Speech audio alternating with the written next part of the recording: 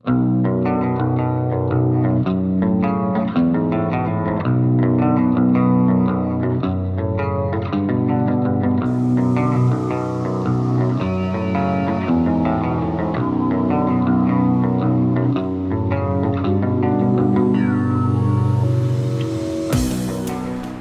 aware that my options are shrinking, and unfortunately it looks like pressing on is no longer one of them.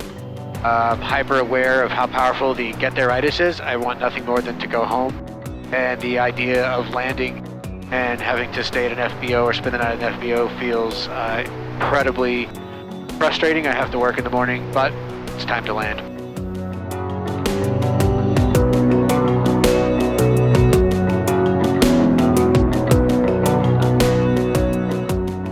Hey guys, I'm Brian. Welcome to video number 2 in this 318-part series on the Rough River, Kentucky fly-in.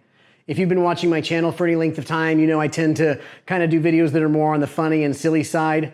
In this particular video, there's not going to be a lot of that goofiness or silliness that you typically see in my videos.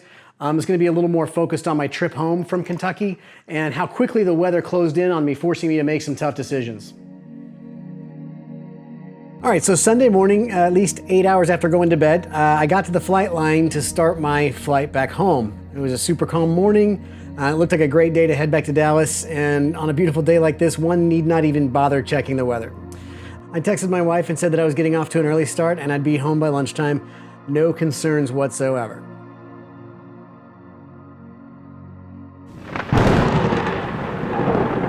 All right, actually, here's what was in play. When I took off, and my plan was to take off, grab fuel at Everett Stewart Regional, then I planned to take off, proceed around northern Arkansas, and then down the backside of the weather to Texas. I figured this was going to be about a 3.5 hour flight. I'd probably be home by 11:30 or 12. Now, here's what really happened.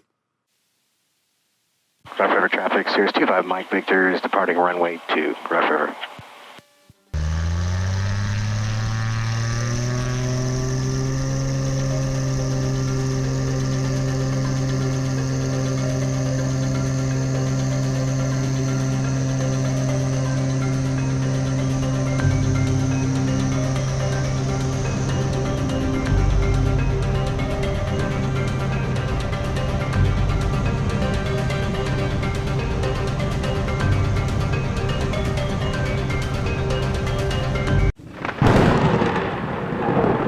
So the trip home has gotten a little bit interesting. I'm trying to get from Rough River to Dallas, and there's a bunch of storms that are moving north, and they're kind of in the Shreveport, Mississippi area.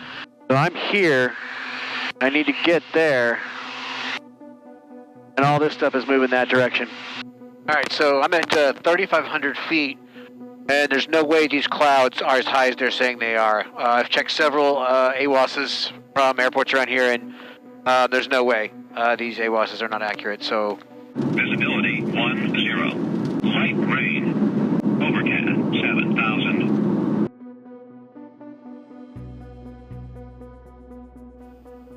So I'm flying along. Weather was beautiful when I took off this morning, and things have quickly started to go south. Ceilings are a lot lower than predicted. Ceilings are lower than what I'm hearing on some of the AWOS, and it's starting to rain. So I just passed... Walnut Ridge Airport. It looks like they got two 5,000 and a 6,000 foot. It looks like a pretty big airport, so that's probably my best bet as far as landing and probably having some amenities. All right, so I'm gonna go ahead and circle back and go to this Walnut Ridge. Go ahead and put it down there and figure out what the next step is. All right, the weather got too dicey, so I landed. And so now I am stranded in Walnut Ridge, Arkansas. My instrument check ride is this close, but overcast is 8,000 feet, and there's a scattered layer at 5,000, but it's raining and I can't see, and so I'm just not comfortable pressing on, just because I'm not comfortable. So here we are in Walnut Ridge, Arkansas, in a highly capable airplane.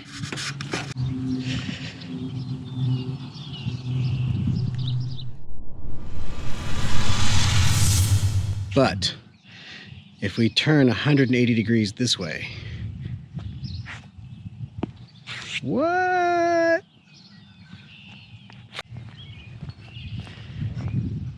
Walnut Ridge, Arkansas, identifier KARG. I'm guessing based on the ventilation in this here, maybe this is going to be some sort of meeting room.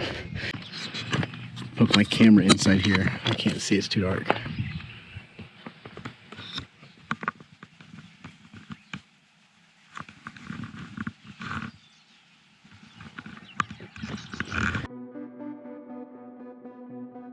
So I spent a couple of hours trying to wait out the weather, and that's when I came to the realization that Walnut Ridge was probably not the best place to land. Landing was a great idea, but there were better options. It's a great airport. They've got an FBO, and there were a couple of really kind people there that sort of apologetically let me know I wasn't going to find an Uber, a Lyft, a taxi, a rent-a-car, a hotel, anything. The town's just not really equipped with those things. So I did, during this time, spend a lot of time communicating with my dad, who's my partner in the Cirrus. And when I say partner, I mean he lets me fly it. It's a great setup. So he and I talked a lot about the weather, and it was going to deteriorate. It was currently VFR for about 80 miles in all directions, but it was going to get IFR, and it was going to be that way for a couple of days. So I either had to get to the next biggest town, which was Jonesboro, or I was going to be living at the FBO for a couple of days. They're up there, but I can see south forever. And on the map, on the Weather Channel map, it shows from here to Little Rock. Looks clear right now. So if I can get down to Jonesboro, I can get down to Little Rock. And then when you're saying at 4 o'clock or whatever time it's going to be cleared all the way to the south, whether I'm at Jonesboro or Little Rock, that's okay, right? So what I decided I was going to do is I was going to take off and get a few thousand feet up just to see what everything looks like and see if I think I can get to Jonesboro. I did one thing that I think was pretty smart. I got up and I turned extended traffic on ForeFlight. And what that allowed me to do was see who's buzzing around at Jonesboro. And sure enough, I saw 4 or 5 aircraft that I'm guessing were single engine GA aircraft based on their airspeeds doing pattern work. And so that told me there's people flying over at Jonesboro. It's VFR here, it's VFR there. Everything in between looks okay. And I probably had about an hour to either do that or land and stay at the FBO.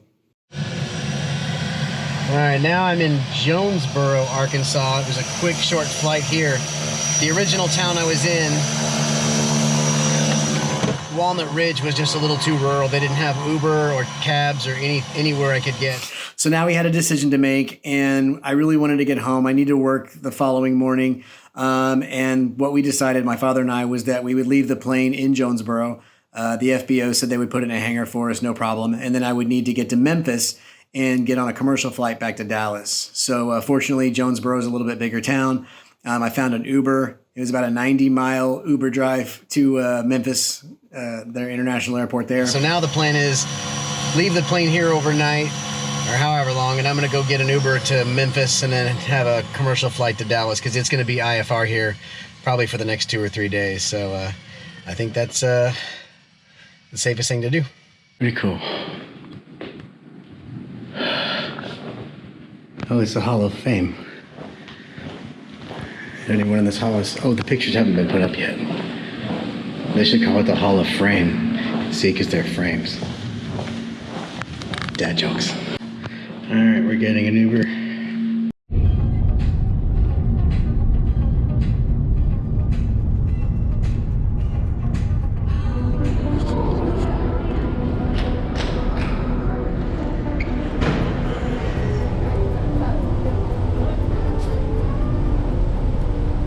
So I went to the airport. It's a really interesting airport. There's this fantastic feature where there's a bar at the gates so you can have a cold one while you're waiting to board your flight. I don't know if that's a good idea or a bad idea, but it was closed at this time. As a joke, I've always wanted to get on a plane wearing my headset, carrying ForeFlight, listening to live ATC, holding my flight bag, just so the pilots know they're in good hands if there's a problem.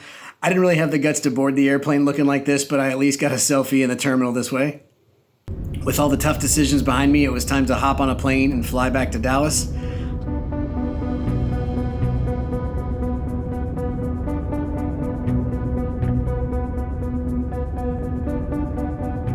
So I landed back in Dallas. My dad picked me up from the airport and we started planning what the mission to get the Cirrus back was going to be. My dad's not one who wants to fly too slow in little airplanes. So when I said, why don't we hop in my Grumman on Saturday? I'll fly us to Jonesboro. We can pick up the Cirrus and come home. I think he probably had a commercial ticket to Memphis bought by the time I got the word Grumman out. So Dad did fly to Memphis. took the reverse Uber ride back to Jonesboro, picked up the Cirrus, and brought it back home on Wednesday. So we had it back within a couple of days. So everything worked out. Landing was the right decision. If I did anything over, probably instead of just picking a random airport, it might be if I know there's weather in advance, see what smarter airports with better amenities are available to put down, because getting stranded at Walnut Ridge would have been a lot worse than getting stranded at Jonesboro. Even if we didn't abandon the plane at Jonesboro, I could have gotten a hotel. There's restaurants everywhere and a lot more accommodations versus just sleeping on a couch and waiting for the clouds to clear. So it was a fun fly-in. Learned a lot. I'm going to go do an instrument lesson with my instructor now. We're doing check ride practice. So hopefully I'm only a few weeks away from not having to do this again. That said, it was storms. I would have had to set down anyway. It wasn't just low clouds and rain. But in the future, if this scenario were to pop up, I could land, wait out the storms, and then launch IFR after the fact. So kind of looking forward to being able to do that. And I'm pretty sure getting the ticket means I'll never encounter the situation again. Anyway, thanks for watching. Thanks for liking, subscribing, sharing, all that good stuff. You guys be safe out there, and I'll catch you in the next one.